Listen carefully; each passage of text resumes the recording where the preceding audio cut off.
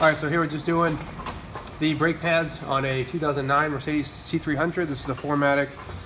It does make a difference between the two and the four-wheel drive for the brake pads, so make sure you get the right ones. This is the 4MATIC, and here we have the, it's upside down here, but the 007 420 5720 for the fronts. Alright, so we'll start here. The only thing I've done is take the wheel off, 17 mil for those bolts. Get the wheel off. Here we'll get these two caliper bolts in the back. They are 1/2 inch, and you need a, I'm using a 17 mil, so probably a 11/16 to hold the insert that the bolt goes into.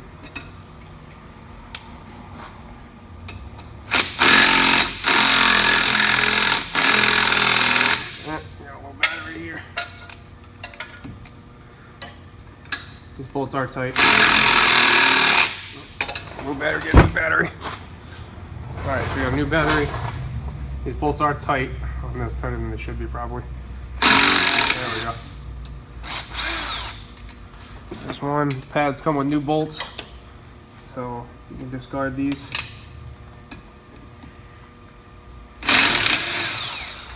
Sorry if I'm in the way here. Alright, so the brake pad will pry off. Should pry off pretty easy. So on the driver's side front, there is a brake pad wear sensor, which on this one was activated, which is why we're doing them. And the kit does come with new wear sensors. Here I'm just taking off the pads. Both sides, they should come out pretty easily. Got these anti-rattle clips. Pop right off. Okay.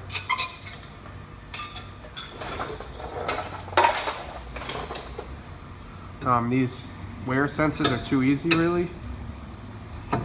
They just, you don't have to remove any hardware. They just pull right out. I'll show you a new one. The new one is over here.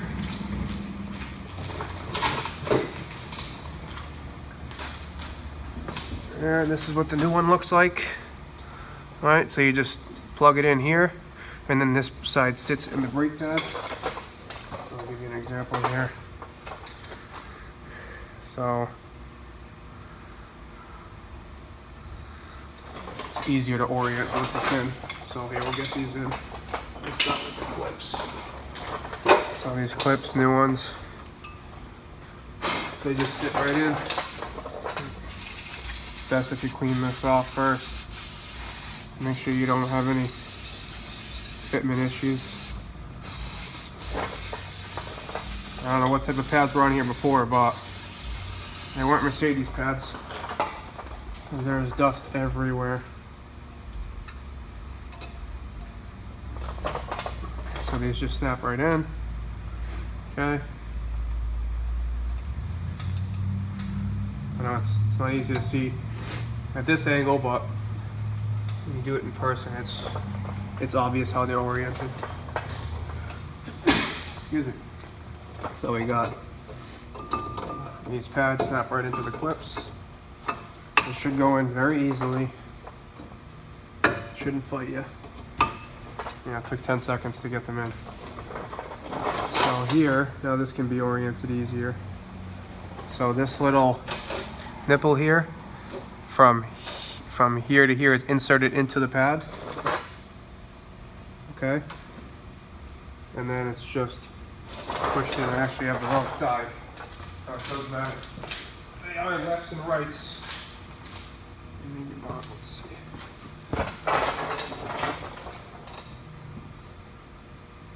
There we go. Okay, so it's going to sit like that. The caliper has to be compressed. I got a big clamp. This is one thing one special tool you are gonna need for this job. This is an oversized clamp. This is I believe a 4-inch clamp, and it does the job. Just barely though, so if your pads are real low, you're gonna want a bigger clamp. camera here, but just trying to get a grip on this. So you're going to orient it like that and then just push it back in. It does want to fall off the whole time, so you kind of got to hold it steady. And you got to make sure that it's all the way, not almost all the way in, until the boot protrudes over the piston, like that. Okay, so that's all the way in. So now this slips over this, and this sensor comes out through here, and then very easily just plugs right in. You should hear that click, and then give it a tug. It doesn't come out easy. You're good to go. New bolts, 1/2-inch heads.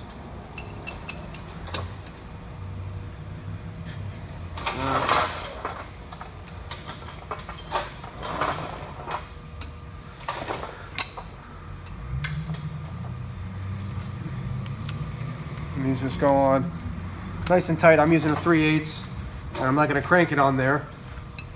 You certainly shouldn't be using a 1/2-inch impact on these little nuts. Okay. Oh, I do not have the torque spec.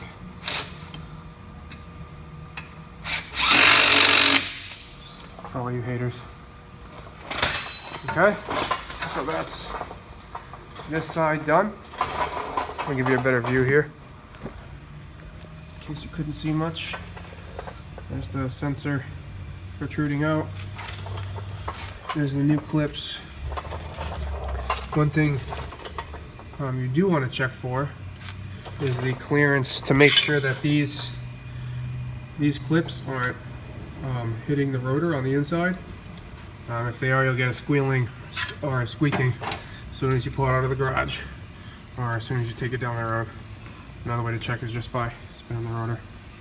I don't hear anything, but if you do have a squealing when you pull it out, when you take it down the road, if it's squealing even when you're not hitting the brakes, you know, check those. So we'll move to the back. Thing too to always do, pop the hood, get these rags in here to prepare for all the fluid that's going to come back up when compressing the calipers. This was already at the max level before I compressed the pistons on the front. It was already here, and you can see just from compressing those, it moved all the way up. So I've got these rags here to try to mitigate some of the spilling. And we'll do the rears now, and then afterwards suck any out that we need to get to the max level again. Yeah, I'm doing the best here I can with the camera. So the rear is a little different.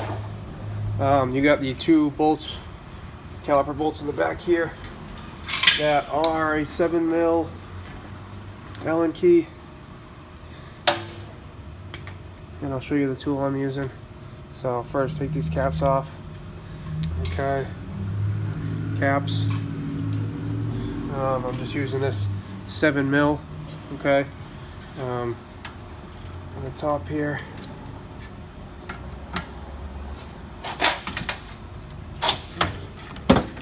Okay, it's real pretty easy.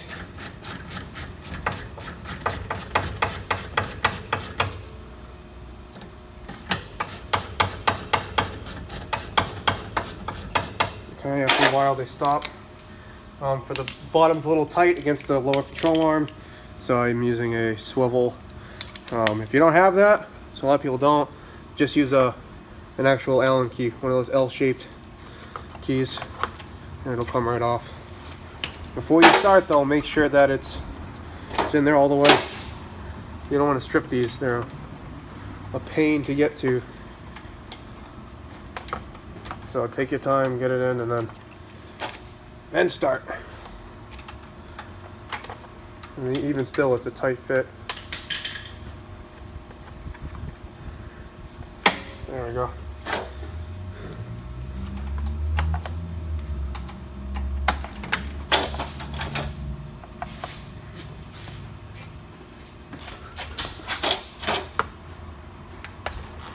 Okay.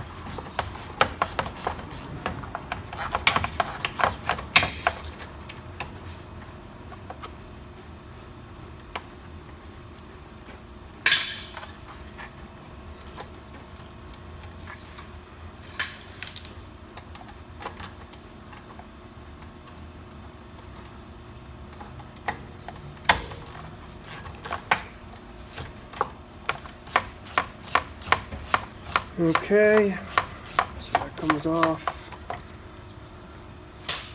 Like I said, they stopped screwing up, they stopped threading after a while, so just give them a little push to clear them of the bracket. Okay. In the front here, I know it's hard to see, I'm not going to move the camera though. You just got this is the anti-rattle clip for the rear. So I'll just pull that out without scratching anything. Okay, just pull that out. Caliper should lift off. Pads are never as bad as the fronts. Okay, so you notice on this one, the piston pad comes out with it. Okay, because it snaps in. Also, again, you got the sensor on this side. So, okay, that's the old stuff. On this side, this comes out. Got no clips in here because it's on the front. So I like to just clean it up quick. Don't have to go crazy. Let's get the big stuff off. Just take your same 4-inch clamp again.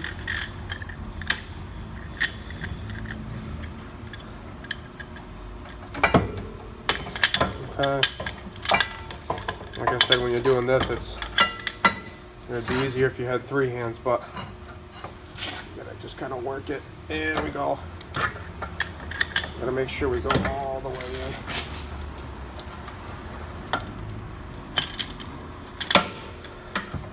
You just gotta kind of find a spot that works where you can compress it. It shouldn't fight you too much if you're compressing one of these and you have it on there and it's not slipping off and you can't spin the handle to get it go in. You might have a seized piston. It would be a good idea to start looking into the piston and whether the piston is bad. Because you'd be fighting a seized piston. And that's not fun. So here we have the new clip. So it only goes in one way. Okay. The sensor, same as the front. Okay, same thing. And they are, in case I didn't make it clear on the front, it will face out like this. Okay. And then just comes back around and snaps in.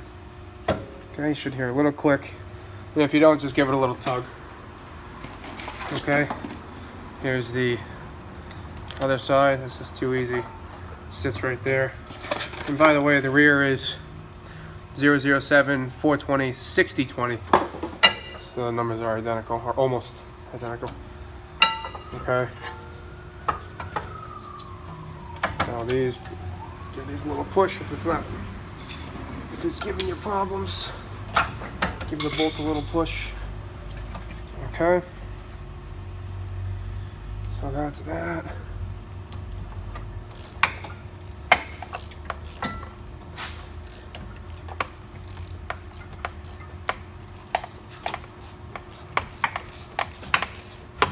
These, when they stop, they kind of stop dead because of the bolt design.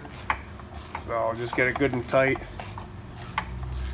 I imagine the torque on these is accomplished almost immediately after it's threaded all the way down, if that makes sense.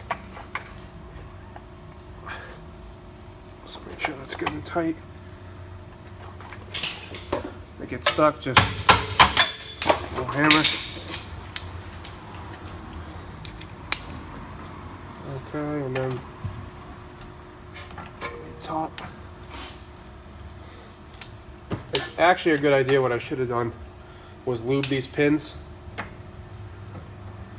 Actually, yeah, I'm going to do that. So you want to lube those pins every time you have them out. just lube them up, okay? But I'll show you. So then this clip, I'm gonna try to show you here. I'll kind of get it in. Not sure what that is. So I'm gonna pull up the camera here now. So all you gotta do, pull that. I'm gonna try to do this with one hand, but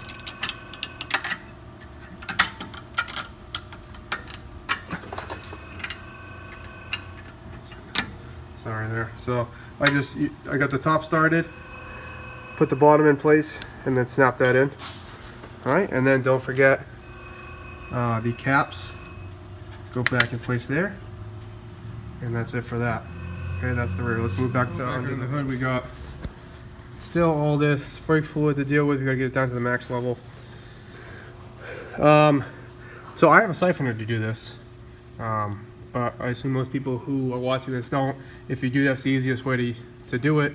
Another way to do it is taking a clean rag, and that's actually not that clean since I put my fingers on it. Let's get another clean part of it. And all you're gonna do is just push it down in there, okay? Making sure you don't get any dirt in there. Oh, yeah, there's take the filter out. Okay, it'll make it easier to get down in there. I should be doing this with gloves on, but already started. Okay, so you're just kind of pushing the fluid out. That's all you're doing. So you want to get it down to almost the max. And I think it's already there, or it's close. Okay. So then leave it where it's at. When you get close, you think you're close, leave it. The important thing too is after you get the tires on, which is the only thing I didn't show you how to do. Okay, because that's should be simple. When you get in, make sure you step on the brake pedal. When you step on the brake pedal, like when you're starting it, you do half strokes. Do not put the pedal immediately to the floor, because what you're going to do is you're going to push the cylinder, the master cylinder, all the way forward, because there's no resistance. Okay, until the space in the pistons are until it travels that extra space between the piston and the rotor, because right now none of them are tight. So do short half strokes until the pedal gets tight, and then you don't have to worry about it. But I did that once, and I blew the seals right out of a master cylinder. So what was a quick job turned into a pretty long one. Okay, so put the cap back on, tires on, pump the pedal a few times, short strokes, double check the fluid, and you're good to go.